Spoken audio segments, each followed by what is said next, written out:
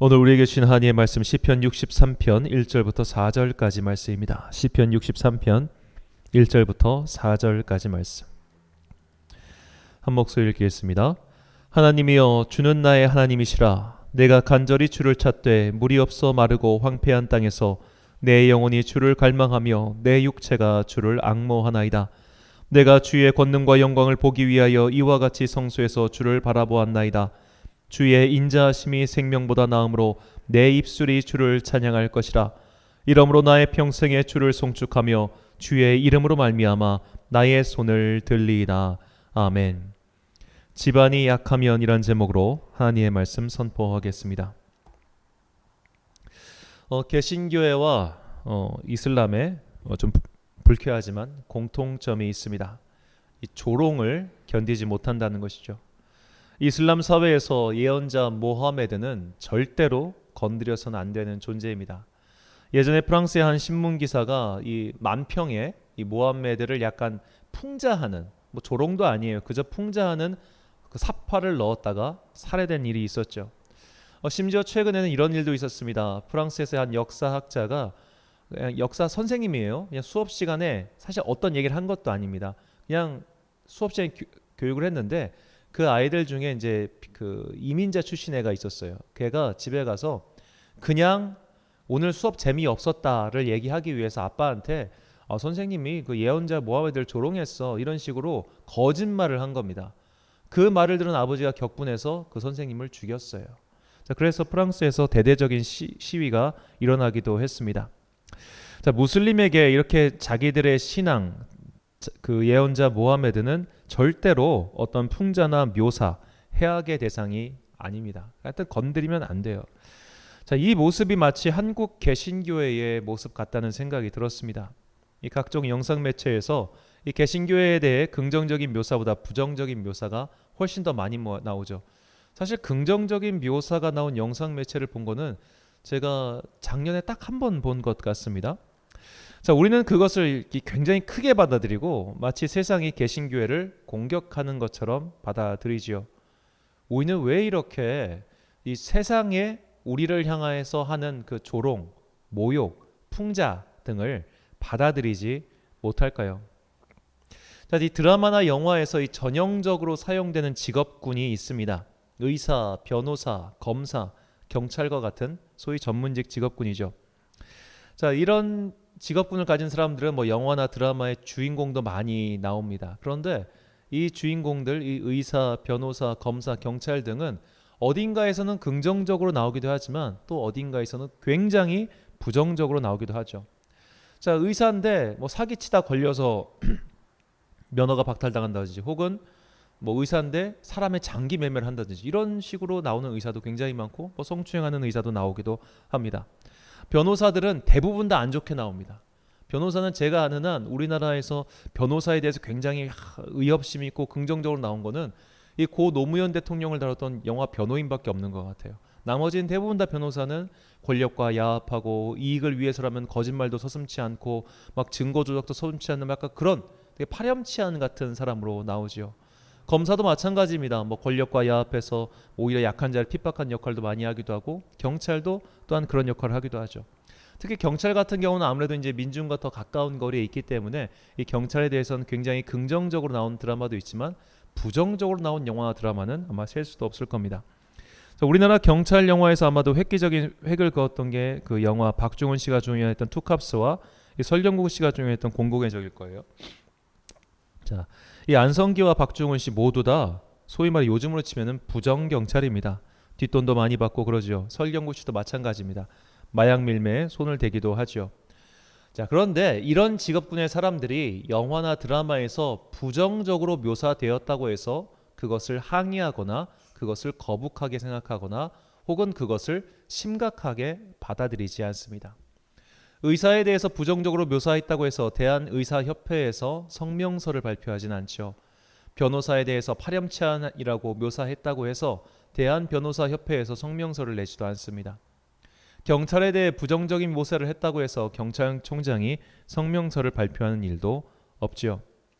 이 세상에 특수 직업군 혹은 전문 직업군에 있는 사람들 중 자신들의 직업 묘사가 불쾌하거나 혹은 왜곡되었다고 해서 그것을 심각하게 받아들인 일은 사실 거의 없습니다. 심지어 종교인들 가운데서도 스님들을 불쾌하게 묘사했다고 해서 조계종 승려들이 반대 시위를 벌인 적도 없고, 가톨릭 사제가 욕설을 하면서 쌈박질을 하거나 있지도 않은 엑소시즘을 한다고 것이 나왔어도 한국의 추기경이나 대주교가 이에 대해 반박하는 성명을 낸 적도 없습니다. 그런데 왜 유독 개신교회만 이렇게 무슬림처럼 행동할까요? 다른 이가 한 농담을, 유머러스한 행동을 받아들이지 못하는 경우는 둘 중 하나입니다. 첫 번째는 너무나 소중한 것이기 때문에 누군가가 이것을 함부로 대하는 것을 금하는 것이죠. 자, 예를 들어 예능에서도 이런 말 종종 나오죠. 야, 가족은 건드리지 말자. 나에게 너무나 소중한 가족이기 때문에 이것이 아무리 정중하게 표현한다고 해도 웃음의 소재가 되는 게 싫은 사람들이 있습니다. 이것은 아마 모두가 좀 공감하는 부분일 거예요. 무슬림에게도, 그리고 한국 개신교에게도 교회란, 혹은 목사란, 혹은 우리의 신앙이란 너무나 소중한 것이기 때문에 누군가가 이것에 대해서 자꾸만 풍자하거나 조롱하거나 혹은 이런 것이 못 받아들이는 거예요. 나한테 너무 소중한 건데 니들이 왜 자꾸만 이것에 대해서 조롱해? 왜 이게 유머의 소재로 삼아? 그렇기 때문에 우리가 이것을 민감하게 받아들일 수도 있습니다. 자, 하지만 정말로 우리가 그렇게 생각하는지 한번 돌아볼 필요가 있죠. 자, 미국인들이 많이 하는 욕설 중 하나가 오 마이 갓 혹은 지저스 크라이스트입니다. 우리말로 번역하면 젠장, 제기랄 등이 되겠지요. 그러나 미국에서도 이 단어를 쓰는 게 거의 금기시된 곳들이 있습니다. 미국 남부의 소위 보수 벨트 지역이죠. 이런 곳들은 하나님과 예수님을 감히 욕설의 소재로 이용하는 것에 대해 극도의 거부감이 있다고 합니다.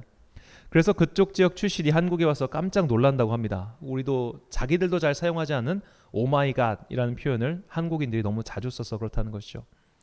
자, 우리가 정말로 이렇게 하나님이 소중하기에, 교회가 소중하기에, 목사님이 소중하기에 그렇게 개신교에 대한 부정적인 이미지를 민감하게 받아들이는 것일까요? 자, 이 개신교회가 소위 말해 희화화의 소재로 사용된, 조롱의 소재로 사용된 그런 장면들을 우리가 잘 돌아보면 그 사람들이 기독교회의 교리를 건드리지 않습니다. 기독교회가 말하는 예수님의 십자가 그 자체를 조롱거리로, 유머거리로 삼는 경우는 없습니다. 적어도 아직까지 우리나라에서는 없습니다. 유럽 같은 경우도 예를 들어 마틴 스콜세지 감독이 그리스도 최후의 유혹을 영화로 만들었을 때 엄청난 진짜 일들이 일어났어요. 그것이 소설로 나왔을 때 그 니코스 카잔차키스는 바티칸 같은 곳에는 아예 출입 금지자로 지정될 정도였습니다. 그러니까 그런 개방된 서구 유럽 사회에서도 아주 예수님 그 본인, 그리고 예수님의 십자가 죽음과 부활, 이것을 건드리는 건 용납을 하지 않아요. 아직 한국 영화 드라마에서는 이거를 아마 알지 못해서도 하겠지만 건드린 적이 없습니다. 그러니까 이 사람들은 핵심적인 교리는 아예 모르기 때문에 건들지도 않아요. 이 사람들이 기껏해야 건드리는 거는 성도들의 신앙생활에 대한 조롱, 한국교회에 대한 풍자, 목사들에 대한 위서에 대한 고발, 혹은 그런 것에 대한 묘사와 풍자뿐입니다. 그러니까 우리가 정말로 하나님의 구원과 그리스도의 복음에 대해 소중한데 이것을 건드려서 짜증나는 게 아니라 우리가 사실은 보이고 싶지 않은 부분, 우리가 사실은 그냥 없으면 하는 부분, 그런 것들을 자꾸만 건드리기 때문에 화가 나는 것은 아닐까요? 자, 우리는 여기서 우리가 이런 해악을 불편하게 받아들이는 이유는 두 번째 이유를 찾을 수 있습니다. 한마디로 말해 여유가 없기 때문입니다. 유럽으로 이민 온 무슬림 이민자들이 왜 그들의 신앙을 누군가 건드리는 것에 대해서 그토록 격렬하게 사람을 죽여서까지 반항을 할까요? 표현을 할까요? 그것은 그들이 약자이기 때문입니다. 약하니까 조금만 건드려도 바로 튀어나오는 거예요. 약하니까 누가 나에게 조그만한 걸 위협을 들어와도 더 크게 반응하는 겁니다. 마치 작은 강아지가 더 세게 왈왈왈 짖는 것과 똑같아요. 호랑이가 짖는 걸 보셨습니까? 사자가 짖겠습니까? 사자에겐 누가 다가오지도 않습니다. 약한 동물에게는 더 다가오니까 약한 동물들은 더 어떻게 보면 더 강하게 소리를 지르는 것과 똑같은 거죠. 한국 개신교회는 사실 약자예요. 우리에게는 이 세상에서 버틸 수 있는 세상적인 기반이 사실 없기 때문입니다. 아까 말씀드린 소위 전문 직업군, 의사, 변호사, 검사가 아무리 영화나 드라마에서 부정적으로 묘사된다고 해서 그들이 성명서를 발표하지 않는 이유는 그래도 사람들은 의사가 필요하고 그래도 사람들은 검사가 되고 싶어하고 그래도 사람들은 변호사가 되려고 하기 때문입니다. 그들에게는 세상에서 필요한 그런 어떤 욕구 혹은 세상에 필요한 그들만의 기능이 있고 그들만의 어떻게 보면 소요, 그러니까 그런 게 있기 때문에 그들은 어차피 이 세상이 어떻게 변해도 사람들이 그들을 필요로 해요. 그 직업은 있어야 돼요. 그렇기 때문에 그들은 이런 세상의 조롱과 해악 따위는 별로 개의치 않아 하는 겁니다. 이런 것은 과거 조선시대 임금들의 행동을 봐도 알 수 있지요. 자, 우리나라의 전통 탈춤은 기본적으로 정치인 혹은 높은 신분층에 대한 해악과 풍자입니다. 자, 그렇게 해악과 풍자를 사람들이 마을 사람들 모여가지고 하하호 하면서 하는 거예요. 그런데 이 높으신 양반님네들이 이걸 못 받아들일 때가 있습니다. 언제 못 받아들이느냐? 정권이 약할 때입니다. 기반이 약할 때입니다. 지금 나도 이렇게 흔들흔들거리고 약한데 이 자꾸 주변에서 이렇게 막 뭘 던지는 게 너무 거슬리는 거예요. 강한 사람은 기반이 단단하기 때문에 뭘 던져도 그냥 신경도 안 씁니다. 근데 약한 사람은 조그만 돌덩이 같은 걸 던지거나 혹은 힐끗 쳐다보기만 해도 이 마음속에서 더욱더 경계심이 이렇게 일어나는 것이죠. 한국 개신교회의 생태가 사실 이렇습니다. 자, 불교는 오래된 절이 있죠. 사실 문화재를 갖고 있습니다. 그리고 그 문화재를 유지하기 위해서 국가에서 돈을 대주죠. 그 템플스테이라든지 여러 가지로 소위 말해 수익원이 다양합니다. 한국 가톨릭 교회의 재원은 어디서 나올까요? 교인들의 헌금일까요? 아닙니다. 부동산입니다. 가톨릭 교회는 2000년 동안 전 세계에 쌓아놓은 어마어마한 부동산들이 있습니다. 그 부동산을 통해서 한국 가톨릭 교회까지 함께 유지가 되는 거죠. 그러니까 아무리 조롱을 하고 아무리 풍자를 해도 그들의 삶의 기반이 흔들릴 리가 없습니다. 근데 한국 개신교회는 다릅니다. 개신교회는 거의 온전히 성도들의 헌금으로 교회가 유지가 되죠. 그렇기 때문에 세상에서 나오는 그런 개신교에 대한 부정적인 이미지가 교인들의 발걸음을 교회에서 끊어놓을 수 있기 때문에 그래서 그렇게 격렬하게 반응하는 것이라고 저는 생각을 합니다. 여기서 우리의 민낯이 보게 되죠. 우리를 든든하게, 튼튼하게, 단단하게 만드는 것이 믿음의 힘이 아닌 사회적인 힘, 사회적인 평판, 조직의 규모와 재산이었다는 사실 말입니다. 그래서 그렇게들 모이려고 하는 겁니다. 그렇게들 모여서 힘을 발휘해서 우리의 의견을 관철시키려고 하는 겁니다. 한국 개신교회만큼 집단의 힘을 정치권에 강요하는 데가 사실 없어요. 약하니까. 기반이 약하기 때문에 야 우리라도 똘똘 뭉쳐가지고 우리의 이야기를 전달해야 돼. 우리는 약하기 때문에 자꾸만 건드리는 쟤네들을 그냥 놔둬서는 안 돼. 그래가지고 우리가 그렇게 목소리를 더 크게 내는 것이죠. 약하기 때문에 밟으면 바로 꿈틀거리는 겁니다. 자, 이렇게 우리가 내 존재의 기반을 사회적인 것들, 소위 말해 인간적인 것들, 세상적인 것들에 두면 세상에서 자꾸만 다가오는 모욕질, 채찍질, 핍박을 더욱더 민감하게 받아들이게 된다는 것이죠. 그래서 우리는 우리의 기반을 바른 곳에 두어야 합니다. 돈이나 조직이나 사람이 아니라 바로 하나님께, 주님의 구원의 그 원리에, 하나님의 그 어떻게 보면 신실하신 그 은혜에 우리가 두어야 된다는 것이죠. 사람이 많아지니까 내 믿음도 강해지고 사람이 적어지면 내 믿음도 같이 흔들리는 그런 헛된 것에 두어서는 우리의 믿음은 금방 부평초처럼 흔들릴 수밖에 없습니다. 내 한 사람 한 사람의 믿음이 정말로 견실하게 주님께 기반을 둘 때 우리는 누군가 우리를 향해 조롱과 해악과 풍자를 가해도 그냥 뭐 하고 허허하고 웃으면서 넘어갈 수 있게 되는 것이죠. 사도들은 온갖 모욕을 당하고 조롱을 받았습니다. 해악이나 풍자 수준이 아니었죠. 그러나 그들은 슬퍼하거나 분노하거나 하나님 저들을 향해 벼락을 내려달라고 얘기하지 않았습니다. 물론 처음에는 그렇게 해요. 그러니까 우리가 이 변화가 참 놀라운 게 한번 사도행전 5장 40절과 41절 보겠습니다. 그들이 옳게 여겨 사도들을 불러들여 채찍질하며 예수의 이름으로 말하는 것을 금하고 놓으니 사도들은 그 이름을 위하여 능욕받는 일에 합당한 자로 여기심을 기뻐하면서 공회 앞을 떠나니라. 자, 채찍질 받았습니다. 그렇게 쫓겨났습니다. 그런데 그것을 사도들은 이제 합당하게 여겼어요. 그런데 이 사람들이 이 사람들이 예수님과 함께 있을 때 사마리아를 통과할 때 사마리아 사람들이 그들을 배척하니까 어떻게 합니까? 벼락을 내려 쟤들 다 없애게 해주세요라고 그렇게 얘기를 하죠. 그러니까 그들이 아직 그 믿음의 기반을 하나님의 영, 하나님의 은혜, 하나님의 구원에 두지 않았을 때는 그렇게 작은 자의 공격도, 작은 자의 모욕도 못 받아들였어요. 저것들 없애버려야 돼요. 저것들 심판해 주세요. 이렇게 얘기하다가 그들의 믿음이 굳건한 주님의 영에 딱 두었을 때는 조롱받을 뿐만 아니라 채찍질 받고 형벌을 받고 억울한 누명을 써도 그들은 그 마음에 기쁨을 잃지 않게 된 것입니다. 자, 오늘 우리가 사회에서 조롱당하고 모욕당하고 심지어 채찍질 당한다면 우리는 어떻게 반응하겠습니까? 헌법 소원을 제기할 겁니다. 종교의 자유가 있는데 왜 우리를 건드리냐고. 우리가 지금 사실 그렇게 하고 있어요. 사도들은 은도 없었고 금도 없었습니다. 사회적 보호장치도 없었고 조직도 없었습니다. 하지만 그들은 기쁨을 잃지 않았고 여유도 잃지 않았습니다.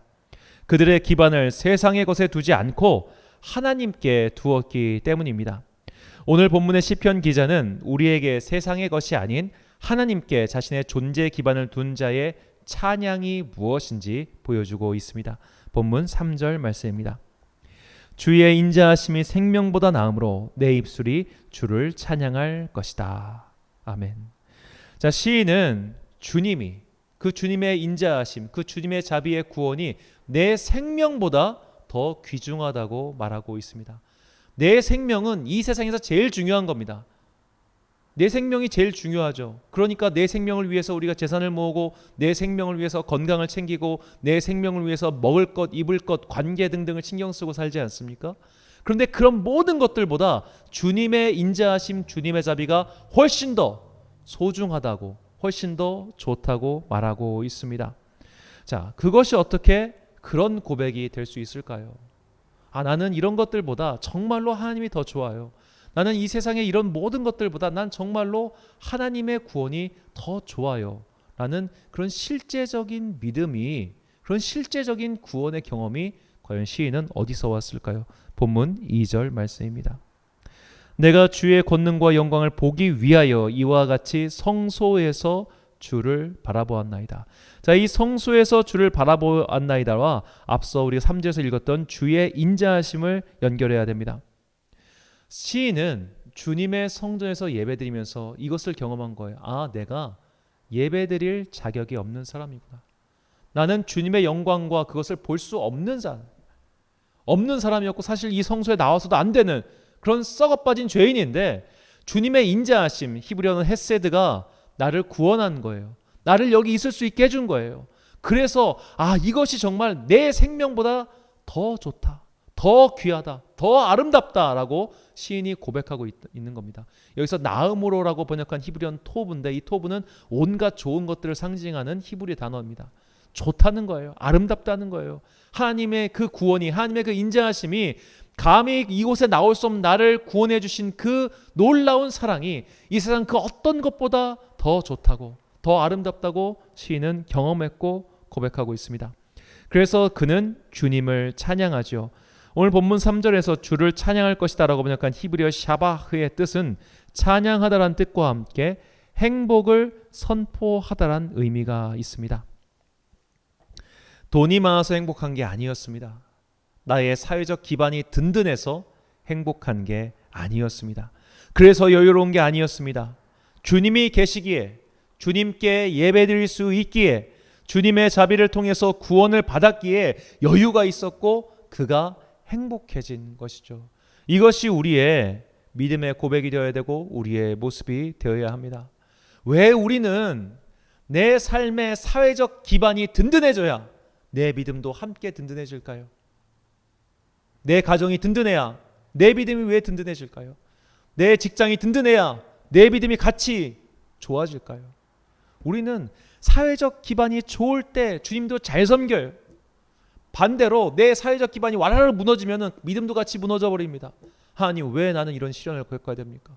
하나님, 내가 그동안 주님을 섬긴 게 얼마인데 왜 나의 사회적 기반을 이렇게 무너뜨리십니까? 라고 자꾸만 여기서 내 구원의 근거를 찾고 있다는 말이죠. 그러니까 이게 위협당하면 이것도 같이 흔들리는 거예요. 우리가 정말 그런 믿음을 언제까지 갖고 있어야 되겠습니까?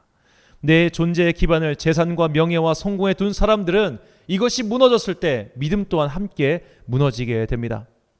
물론 우리는 이런 것들에서 완전히 떠나 살 수는 없죠. 하지만 우리가 이 세상의 실패와 믿음의 실패를 함께 생각해서는 안 된다는 겁니다. 왜 세상에서 실패했을 때 주님의 못자국을 만질 생각을 해야지, 세상에서 실패하니까 주님이 나를 버리셨다면서 주님에게 등을 돌려버립니까? 언제까지 우리가 이렇게 세상적인 것들의 마음과 눈을 빼앗긴 채 거짓 믿음 위에 서서 거짓 믿음의 나무를 키우고 거짓 믿음의 열매를 취하려고 하는 그런 어리석은 행동을 반복해야겠습니까? 세상에서 실패하면 하나님께서 나를 버리신 것처럼 생각하는 그런 생각은 안타깝지만 믿음이 아닙니다. 우리는 세상에서 살고 있지만 세상에 속한 자가 아니죠. 우리는 장차 올 하나님 나라에 들어가야 할 사람들입니다. 내가 살고 있는 이 땅, 내가 살고 있는 지상세계, 내가 살고 있는 이 시대는 그저 부름받은 곳으로서 최선을 다해서 살다가 가면 그만일 뿐입니다. 실패할 수도 있고 망할 수도 있고 넘어질 수도 있고 잊혀질 수도 있으며 심지어 조롱과 모욕과 박해의 대상이 될 수도 있습니다. 하지만 우리가 그런 것들에 연연해서는 안 됩니다. 그리고 연연할 필요도 없습니다. 예를 들어 볼까요? 이제 내년이면 대학에 들어갈, 수시도 합격했고 다 끝나가지고 대학에 들어갈 애가 있다고 칩시다. 이제 다 합격했습니다. 이제 내년 3월 되면 가기만 하면 그만입니다. 그런 애가 오늘 이 3학년 2학기 마지막에 교실에서 일어나는 교우 관계 때문에 전전긍긍하겠습니까? 이 3학년 2학기 마지막 학기 이제 한 2달만 학교 다니면 끝나는데 그 2달만 학교 다니면 끝날 그 일에 자꾸만 막 슬퍼하고 괴로워하고 나 이것 때문에 나 대학 못 가 이러겠습니까? 그런 어리석은 아이는 없습니다. 우리가 똑같습니다. 우리는 하늘나라에 갈 사람들입니다. 하나님 나라에 들어갈 사람들입니다. 그런데 왜 이 지상나라에서 일어나는 모든 일 때문에 이 지상나라의 삶이 무너지니까 나는 이제 하늘나라도 안 갈 거예요 라고 그런 어리석은 객기를 부리는 것일까요? 우리는 히브리서 기자의 고백을 귀담아 들어야 합니다. 히브리서 13장 14절부터 16절까지 말씀입니다. 우리가 여기에는 영구한 도성이 없으므로 장차 올 것을 찾나니 그러므로 우리는 예수로 말미암아 항상 찬송의 제사를 하나님께 드리자. 이는 그 이름을 증언하는 입술의 열매니라. 오직 선을 행함과 나누어 주기를 잊지 말라. 하나님은 이 같은 제사를 기뻐하시느니라. 아멘. 이 땅을 사는 동안 우리가 정말 최선을 다해야 하는 것은 돈 버는 게 아닙니다. 성공하는 게 아닙니다. 세상에서 칭찬을 받거나 좋은 평판을 얻는 것도 아닙니다. 한국 개신교회는 너무나 다른 이들의 평판에 목을 매달고 있습니다. 세상이 좋게 보면 좋은 기독교고 세상이 좋게 보면 우리의 믿음이 좋은 겁니까? 결코 그렇지 않음에도 불구하고 왜 그렇게 사회적 신뢰도, 사회적 인지도, 사회적 평판에 목을 메고 살고 있는지 우리는 그것을 정말 잘 점검해야 됩니다. 우리는 세상에서 너무나 박수받기를 원하죠. 그래서 누구나 꿈을 꿉니다. 시상대 위에 올라가서 이 모든 영광을 하나님께 돌립니다 라고 말하기를 말이죠. 그게 정말 영광을 하나님께 돌리는 것입니까? 아니면 내가 사실은 그렇게까지 해서라도 더 거룩한 사람인 것처럼 보이고 싶어하는 또 다른 욕망은 아닌지요. 우리가 예배 그 자체를 기쁨으로 원하고 하나님을 원하는 그 자비, 그 은혜만을 원하지 않는 이상 우리는 세상에서 바람이 불 때마다 갈대 마냥 부평초 마냥 흔들릴 수밖에 없습니다. 그러므로 내 마음의 근거, 내 믿음의 근거, 내 존재의 근거를 오직 주님께 두십시다. 그때 우리는 비로소 나부끼는 교회, 흔들리는 믿음의 공동체가 아니라 장차 올 도성을 바라보는 하나님의 자녀, 하나님 나라의 백성, 부활의 나라를 꿈꾸는 진짜 그리스도인이 될 것입니다. 이 시간 우리의 믿음이 그 보이지 않는 하나님 나라를 향해 갈 수 있도록 우리 같이 주님의 은혜를 부어달라고 찬양하며 기도하겠습니다. 하나님의 음성을 듣고자 기도하며 이 찬양 부르신 후에 함께 기도하겠습니다.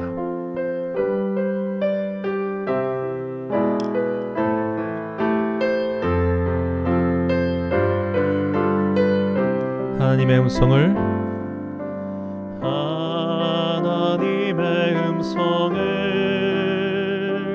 듣고자 기도하며 귀를 기울이시고 내 기도를 들어주신다네. 깊은 웅덩이와 수렁에서 끌어주시고 나의 발을 반석 위에 세우시사 나를 튼튼히 하셨네. 새 노래로 부르자 랄라라. 하나님께 올릴 찬송을 새 노래로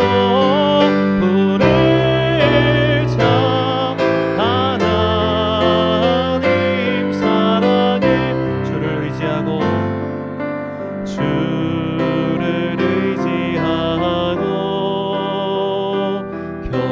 교만하지 않으며 거짓에 치우치지 아니하며 복이 있으리라. 여호와 나의 주는 크신 권능의 주라. 주의 크신 권능으로 우리들을 살아여 주시네. 새 노래로 부르자 랄라라. 하나님께 올릴 찬송을 새 노래로 부르자. 하나님 사랑 새 노래로 부르자. 새 노래로 부르자 랄라라. 하나님께 올릴 찬송을 새 노래로 부르자. 하나님 마지막 찬양합니다. 새 노래로 부르자. 새 노래로 부르자 랄라라. 하나님께 올릴 찬송을 새 노래로 부르자. 하나님 사랑해. 우리 시간 다 같이 한 목소리로 기도하겠습니다. 하나님, 우리가 내 믿음의 근거를, 내 믿음의 기반을 그동안 너무나 사람에게 두고 살았습니다. 그래서 사람이 많으면 내 믿음도 많아지는 것처럼 생각했습니다. 내가 속한 조직이 커지면 커질수록 내 믿음도 커지는 줄만 알았습니다. 내 삶의 기반이 든든하면 든든해질수록 내 믿음도 든든해질 줄 알았습니다. 그러나 그것이 무너졌을 때 내 믿음도 무너졌습니다. 내 재산이 사라지자 내 믿음도 사라졌습니다. 내 건강이 흔들리자 내 믿음도 사라지고 말았습니다. 주님, 그동안 나의 믿음의 기반을 이 세상의 헛된 것들에 두고 있었다면 이 시간 이로부터 그 헛된 모든 것들을 부숴버리고 이제는 내 믿음의 기반을 오직 주님의 자비하심, 주님의 구원의 은총에 둘 수 있게 해달라고, 이 시간 그 믿음을 우리에게 달라고 우리가 주여 한번 불러주고 기도하겠습니다. 주여!